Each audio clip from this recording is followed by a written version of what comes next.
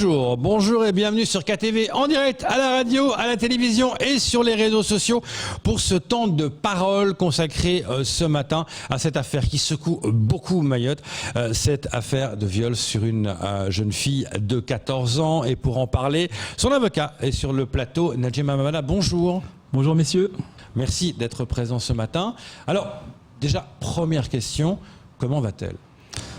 La jeune fille, comme vous pouvez l'imaginer, elle est sous le choc de cette agression horrible, comme vous avez indiqué. On a abusé d'elle physiquement. Elle a un deuxième choc du fait de savoir que son agresseur est en liberté, c'est-à-dire il va et vient, et donc elle ne comprend pas. C'est comme si on mettait en doute sa parole. La justice, comme si elle ne croyait pas à sa version, puisque dans cette histoire, effectivement, il y a parole contre parole. Donc, elle se dit doublement victime, et donc elle est sous le choc. Sa famille l'entoure, elle est très entourée. Mais il faut savoir que cette jeune fille a subi un drame familial il y a 1 an. Elle est très fragilisée psychologiquement. Et donc, on a rajouté de la peine à cette jeune fille. Et ce jeune homme-là, ce policier, parce qu'hier, on a essayé de faire la distinction ADS et policier. Il s'agit d'un policier qui connaissait cette situation et il en a profité et abusé. Donc, elle est entourée, mais malheureusement, elle est dans un mutisme pour le moment. Elle a du mal à en parler, elle a du mal à manger, elle a du mal à dormir. Donc, un suivi psychologique est engagé pour essayer de la faire sortir de ce cauchemar. C'est vrai que c'est compliqué dans ce genre d'affaires parce que, comme vous l'avez dit, c'est parole contre parole. Et Bakar, comme il l'a dit hier sur ce plateau, d'un côté, il y a la parole du jeune qui a 22 ans qui dit non, mais en fait, je n'ai pas abusé d'elle. De l'autre, il y a votre cliente qui dit le contraire. C'est compliqué de gérer une affaire comme ça. C'est compliqué, comme vous dites, parce que vous dites parole contre parole, enfin je le dis, mais il y a quand même des éléments qui sont indéniables, qui lui-même il a reconnu devant ses collègues policiers lors de l'enquête, devant sans doute le juge d'instruction. Et il a reconnu qu'elle lui a fait une fellation. Ça, il le dit, qu'il y a eu cet acte sexuel. Il indique que c'était consenti. C'est ça. Lui, il dit non, il n'y a pas eu viol. Voilà, il dit que c'était consenti. Je rappelle qu'un viol, c'est tout acte de pénétration sur la victime, donc que ce soit anal, vaginal ou buccal. Donc, il s'agit d'un viol sur le plan pénal. Sur le plan pénal, c'est vraiment ce qu'on appelle un viol. C'est ce qu'on appelle un viol. Maintenant, je rappelle également que ce jeune homme est policier. Il porte les insignes de la République, c'est-à-dire il a une tenue de police, il porte une arme et il est censé connaître la loi. Il est entouré par des policiers chevronnés qui sont censés lui rappeler l'éthique et la morale et la déontologie. Il connaissait l'âge de la victime, c'est-à-dire 14 ans, donc moins de 15 ans, et il savait très bien que entretenir, parce que lui c'est ce qu'il dit, qu'il était son petit ami. Oui, c'est ce qu'il dit. Oui. Entretenir une relation avec une enfant de 15 ans est une infraction pénale. Ça s'appelle, c'est ce qu'on a appelé avant le détournement de mineurs, qui a changé de nom, qu'on appelle dorénavant une atteinte sexuelle. Et déjà ça, c'est répréhensible par la loi pénale de 7 ans de prison. Rien que ça. Il indique également qu'il a il a consommé de l'alcool sur son lieu de travail pendant qu'il est en service. Je pense qu'il y a matière à aller chercher. Comment se fait-il que ce policier puisse s'alcooliser dans les locaux du commissariat en présence de ses collègues et qu'il laisse faire alors qu'il est censé être en formation? On doit lui inculquer les bonnes manières, l'éthique, la morale et la déontologie. Camarbrois. Alors justement, Maître Nadim, moi ce qui me choque dans cette histoire, c'est le fait que la plupart des histoires de viol, d'agressions sexuelles à Mayotte sont restés dans le silence. Là, est-ce que le fait d'avoir médiatisé cette histoire ne touche pas plus la jeune fille? Parce que tout le monde est au courant quelque part. Alors qu'au départ, la plupart des victimes à Mayotte sont restées dans le silence parce que la honte, on veut pas, c'est tabou, on veut pas que ça se sache. Là, tout de suite, l'affaire a été médiatisée. Donc, est-ce que c'est pas ce qui touche encore plus psychologiquement cette jeune fille? Il est vrai que la jeune fille aurait aimé que cette histoire ne s'ébruite pas du fait que souvent, malheureusement, les victimes ont honte de ce qui s'est passé. Elles se victimisent encore plus et vous savez, le regard de la société, vous avez vu sur les réseaux sociaux, même pratiquement hier sur votre plateau, on a presque indexé cette jeune fille en disant qu'est-ce qu'elle faisait la nuit, dehors, en plein confinement, à 11h, à 23h, sur le territoire de Mamoudzou. L'affaire est médiatisée, vous avez fait votre travail de journaliste, comme vos collègues de Mayotte la Première, et je dirais, c'est presque le salut, puisque cette affaire a démontré qu'on a un policier qui est mis en examen dans une affaire de viol et qui se retrouve en liberté. Et là, personne ne... Ça m'a surpris, ça. Bien sûr, c'est surprenant, puisque pour des affaires de simple agression, si je puis dire, même si l'agression, l'atteinte physique à une personne, c'est déjà assez grave, c'est un attentat à la dignité de la personne humaine, des personnes se retrouvent à Majicavo. Là, on a un cumul d'infractions, de digression, j'allais dire de maladresse, mais le mot il est faible, mais d'infractions commises par ce policier. Et finalement, on le retrouve, on le laisse en liberté. Moi, j'ai pu constater, puisque moi j'étais passé au tribunal le jour où il était présenté devant le juge des libertés de la détention et devant le juge d'instruction, qu'il a bénéficié d'un traitement de faveur. Pas de la part de la justice, certainement pas, puisque le procureur de la République a rappelé au policier l'escorte qu'il a amené il a fait appel d'ailleurs, le procureur. Oui, il a rappelé qu'il il devait être traité comme tout le monde, oui, et non comme un privilégié quelque part. Pourquoi? Parce que quand une personne est accusée d'avoir commis une infraction et qui est présentée devant un juge d'instruction et un juge des libertés de la détention, il y a des geôles au palais de justice, au tribunal judiciaire de Mamoudzou. C'est-à-dire, concrètement, une petite prison, si je puis dire, où une cellule, la personne doit être là, attendre son tour de passer devant le juge et attendre l'issue de son sort. Là, on a ce jeune homme qui se promenait facilement dans les couloirs et dans les jardins du tribunal, en train de fumer sa cigarette normalement, entouré de toute sa famille qui était avec lui, en contact, en train de parler avec lui, et entouré de ses collègues policiers par solidarité, qui étaient tous là. Pratiquement ce jour-là, si vous voulez faire un braquage, c'était le moment, parce que pratiquement tout le commissariat était là en train de le soutenir. Ça, c'est affligeant, affolant de voir ça, parce que certes, il y a la présomption d'innocence, mais il y a quand même une jeune fille de 14 ans qui ne va pas inventer une histoire aussi horrible contre une personne sans raison. Mais donc la place de la victime, je reviens à ce que vous avez dit hier parce que je vous ai écouté attentivement, c'est que la place de la victime, effectivement, on n'y pense pas souvent, on n'a pas pensé souvent ce jour-là. Mais pardon. Cela étant, avant que Camar puisse répondre, cela étant, on a vu des affaires où des jeunes filles déposaient plainte pour un viol et après elles se sont rétractées parce que c'était pas vrai. Donc quelque part, c'est comme vous l'avez dit, c'est parole contre parole. Vous défendez la victime évidemment. Je remets pas en cause ce qu'elle dit, mais je relativise simplement le fait en disant attention, parce qu'il y a ça s'est passé, qu'il y a des témoignages qui se sont avérés être des faux témoignages. Donc on peut comprendre aussi le doute de personnes, dire ça s'est peut-être pas passé. Ok, j'entends, mais vous pensez raisonnablement qu'une jeune fille de 14 ans, j'ai bien dit 14 ans, c'est une enfant, en pleine nuit, sur un parking d'un commissariat, avec un policier en tenue et qui a relativement bu, vous pensez vraiment qu'elle peut être consentante, faire cet acte-là, elle découvre sa sexualité sur un parking d'un commissariat? Vous pensez vraiment que c'est possible qu'elle puisse être d'accord de faire ce genre d'acte? Je ne pense pas, moi. Et comme je l'ai dit, à moins de 15 ans, on n'est jamais consentante. C'est la loi. Même si la jeune fille éventuellement aurait dit oui, la loi dit qu'un enfant de 15 ans ne peut pas consentir un acte sexuel.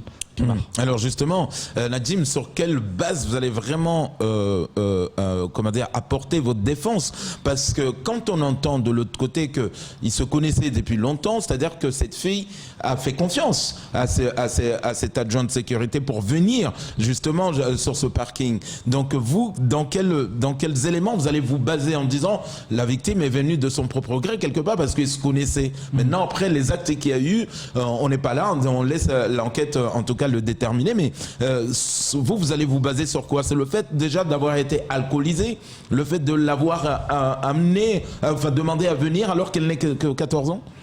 Vous savez que la loi prévoit ce qu'on appelle le viol entre conjoints, entre concubins. Donc on peut être marié avec quelqu'un et agresser sexuellement son épouse. Et donc c'est pas le fait d'entretenir une relation amicale ou amoureuse avec une personne que la personne va forcément... Quand une femme dit non, c'est non. Ouais. Même si on est ensemble. Et là, c'était non. Ah ouais, donc vous allez vous baser sur ça en tout cas pour... Oui, absolument. Alors que hier, quand même, c'est les propos de Bakar qui étaient là hier. Bakar, c'est le syndicat qui est venu hier matin sur ce plateau et qui avait notamment soumis l'idée de dire voilà, si le juge des libertés et des peines a décidé de laisser en liberté le policier, c'est peut-être que l'affaire n'était pas aussi forte. Qu'est-ce que vous répondez à ça? Je dis déjà que c'est le juge des libertés et de la détention. Donc c'est lui qui met... Il doit pas juger sur le fond. Mais il juge pas sur le fond. Son travail, c'est simple, c'est de voir si, à ce stade de l'enquête, on peut placer la personne en détention provisoire ou pas le temps de l'enquête. Vous savez, si une personne est mise en examen, c'est qu'il existe des raisons plausibles d'avoir commis une infraction. C'est-à-dire qu'il y a un juge d'instruction, il y a déjà un policier qui a enquêté, qui a estimé qu'il y avait un dossier suffisamment constitué pour soumettre ça à un procureur, et qu'un procureur lui-même a décidé, il y a suffisamment d'éléments pour envoyer le dossier devant un juge d'instruction, et un juge d'instruction qui a dit effectivement ce dossier-là, il y a des éléments qui laisseraient penser que cette personne-là a commis une infraction, donc je saisis un juge des libertés et de la détention parce que il faut l'envoyer en détention. On l'envoie en détention, pourquoi? Il y a plusieurs motifs que peuvent envoyer une personne en détention. Le trouble à l'ordre public. Si le fait de laisser une personne à l'extérieur peut troubler l'ordre public, c'est un motif d'envoi de la personne en détention provisoire. Et là, effectivement, il y a un trouble à l'ordre public. C'est-à-dire le tollé que ça a fait sur le plan de la population, c'est un trouble qu'il aurait fallu éviter en plaçant cette personne en détention provisoire. Il faut éviter la pression sur la victime ou sa famille. Je vais indiquer ici, comme m'a indiqué la famille hier, c'est que la famille de ce jeune homme a essayé de se rapprocher de la famille de la victime pour, comme vous dites souvent ici, on a essayé de trouver un arrangement. Ils ont appelé, ils sont même passés au domicile et sur mes conseils, je leur ai dit il ne faut jamais recevoir ces gens-là parce que maintenant que les choses sont entre les mains de la justice, c'est la justice qui doit faire son œuvre et son travail. Donc ça veut dire que la famille de l'accusé est en train d'essayer de joindre la famille de la victime pour trouver un arrangement, genre retire ta plainte et on s'arrange entre nous. C'est ça que vous dites? Sans doute c'était ça, puisque la rencontre, l'initiative a été prise, mais la rencontre ne s'est pas faite. C'est sans doute, je suppose, c'était pour trouver un arrangement. Mais sachant que une fois que la plainte est déposée, le procureur n'est pas lié par le retrait éventuel de la plainte. Même si la jeune fille se retractait en disant je ne désire plus porter plainte, le procureur et le juge d'instruction, ils constituent quand même à faire l'enquête. Donc on a quand même des éléments, encore une fois, qui sont indéniables. C'est que cette jeune fille-là ne s'est pas retrouvée au commissariat par hasard. C'est-à-dire elle a été appelée par ce jeune homme.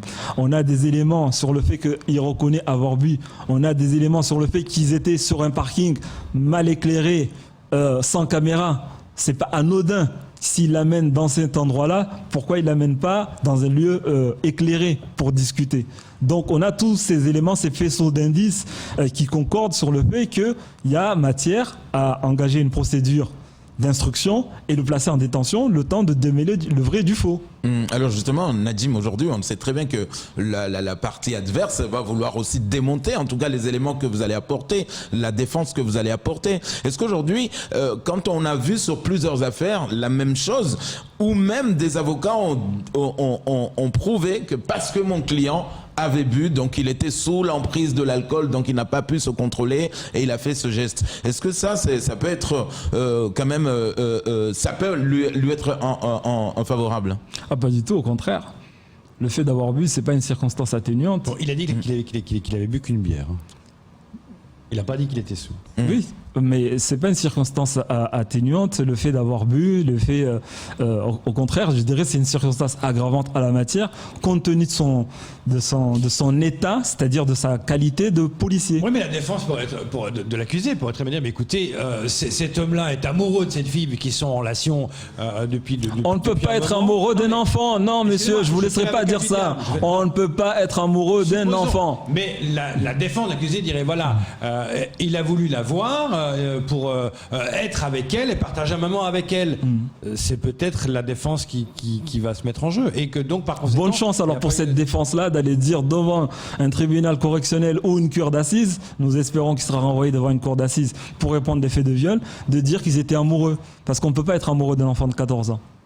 Alors juste, c'est moralement pas possible et pénalement répréhensible. Jim, cette jeune fille va avoir une plaie éternellement. Qu'est-ce qui est prévu après? Est-ce que là vous avez pu discuter un peu avec la famille? Est-ce que elle pense rester sur le territoire? Est-ce qu'on imagine l'éloigner? Je sais pas, parce qu'on sait que psychologiquement elle est démontée à vie quelque part. Vous savez, j'ai pas envie de dévoiler trop sa vie privée, mais il faut quand même un moment, quand je dis qu'elle a vécu un drame familial, c'est qu'elle a perdu quelqu'un de très cher, de très proche l'année dernière. Et que si elle se retrouvait à Mayotte, c'est du fait de cette disparition. Aujourd'hui, elle ne peut plus retourner à Métropole parce que toute sa famille, la famille qui lui reste, est à Mayotte. Donc elle est obligée de vivre sur ce territoire. Je reviens sur quelque chose que vous avez dit tout à l'heure, sur la confiance qu'il pouvait avoir entre les deux. C'est qu'effectivement, ils habitaient dans le même quartier. C'est c'est des gens qui se connaissent du même quartier, on dira que qui se côtoyaient, qui se voyaient. Ils sont voisins. Ils sont voisins du fait de se voir. Et donc, on ne peut qu'avoir confiance quand c'est quelqu'un du voisinage, en plus qui porte l'uniforme. Ça rassure, effectivement. Ça rassure. Et donc, encore une fois, comme j'ai dit, elle était fragilisée psychologiquement. Lui, il le savait, il entretenait cette relation depuis pratiquement 2 mois, où il a gagné sa confiance en lui disant... Il a profité de la faiblesse? Oui, absolument, c'est ce que j'ai dit. Il a pour lui dire, moi je vais t'accompagner, moi je veux même t'apprendre à conduire, des choses de ce type-là. Pour une jeune fille qui s'est retrouvée perdue à un moment, elle s'est laissée embarquer dans cette histoire jusqu'au fait malheureux qui nous occupe aujourd'hui, qui occupe le juge d'instruction et le juge des libertés de la détention. Qui c'est qui lui a poussé à déposer plainte? Parce qu'elle n'a pas déposé plainte tout de suite. Ouais. Qui c'est qui a décidé? C'est elle-même qui a décidé ou c'est son entourage qui lui a dit non, il faut quand même que tu agisses? C'est la famille qui a déposé plainte. La famille, oui. C'est la famille qui a déposé plainte une fois que les faits ont été sus par elle, c'est-à-dire que la jeune fille, elle en a immédiatement parlé à une amie proche. Cette amie n'a pas pu, et heureusement, garder ça pour elle. Elle a raconté ça à une autre personne qui est venue le dire à la famille. Et donc la famille après a déposé plainte. Et donc on rappelle juste maintenant que le présumé innocent qui est en liberté aujourd'hui, il y a le procureur qui a fait appel à cette mise en liberté. Donc ça va y avoir un jugement là pour voir s'il va être mis à Magicavo ou laissé dehors le temps de l'enquête qu'on suivra évidemment. Un dernier mot si vous voulez. Je demanderai à ce que effectivement on fasse un peu le ménage. Où on fasse attention au recrutement parce que on ne peut pas avoir... Ils ne peuvent pas dire qu'ils ne savaient pas que ce jeune homme était limite. Boire dans le service et se permettre de boire alors qu'on est adjoint de sécurité, c'est que quelque part ses collègues savaient qu'il avait ce penchant pour l'alcool et je pense que l'enquête administrative devra le déterminer. Une théorie, là, quelqu'un dit sur le réseau social, elle a porté plainte car la personne avait arrêté leur relation, elle se venge. Ça n'engage que cette personne-là. Merci beaucoup d'être venu ce matin pour ce sujet d'actualité. Dieu sait s'il est important. Merci à vous. Merci, c'est tout pour ce temps de parole. Tout de suite, la suite de vos programmes.